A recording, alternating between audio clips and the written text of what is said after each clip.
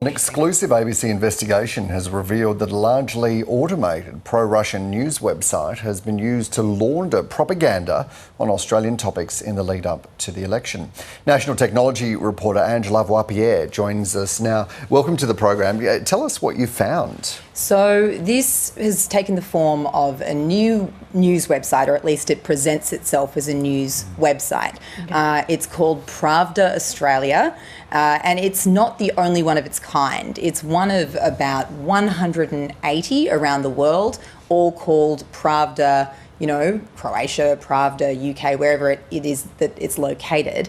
And it's seen by intelligence analysts who we spoke to, who pointed it out to us, they discovered it, that it's seen as, it's pro-Russian, certainly, and it's seen as an attempt to, influence the domestic environments of all those different countries with, propaganda, essentially. With a more Russian bent, is that it? That's right. So it's training the bots to become more. So yeah, this is how it works. The website itself, as you heard from the AEC spokesperson there, this task force, the Election Integrity Task Force, has looked into it. It's not getting a lot of human traffic, but that's not the point of a site like this. So we saw very little human engagement, but really what this website is targeted at is influencing AI chatbots, Western AI chatbots primarily. So, all of them that you've heard of and possibly used, Google's Gemini, ChatGPT, Microsoft's Copilot, XAI, because what those chatbots do is they get their information from the web. Now, a lot of them have been trained to exclude information that is flagged already as propaganda, which is why we say that a site like Pravda Australia launders that information, because it's a new domain, it seems independent, and the bots can't necessarily distinguish. In fact, it looks like they can't distinguish between, and say, we think this might be propaganda, and exclude it. And that's the theory to seed it. Now, we know that this is effective to a certain extent because it's not the first time it's been tried. Australia is not the first place. This is a tactic that has been tried overseas, most notably in the US. Okay. So alongside this investigation, we also spoke to a disinformation outfit called NewsGuard, and they conducted an audit for us of AI chatbots in Australia. Well, the chatbots are everywhere, but testing them specifically on Australian disinformation. Yeah. And what they found was that 16% of the time, the AI chatbots in Australia do repeat false narratives.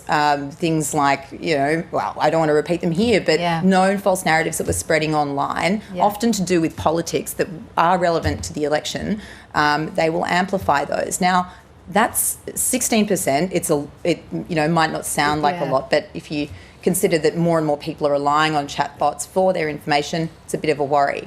It's also half the rate that they found when they tested in the US, where this campaign has been, more substantial and longer running. It's relatively new here in Australia. This website was set up last year, started publishing in about November, and it really only kicked up its output in mid-March.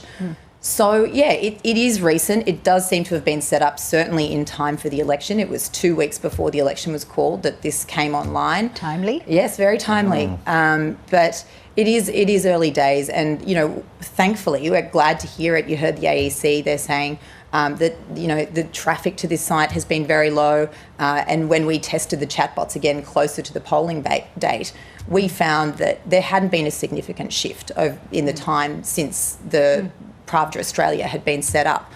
Now, that is of course good news, but this is a long-term operation. What we've seen historically, this is something that it's a slow burn. Yeah. And look, just finally, with the Prime Minister, Anthony Albanese, has weighed into this with a very strong response this morning.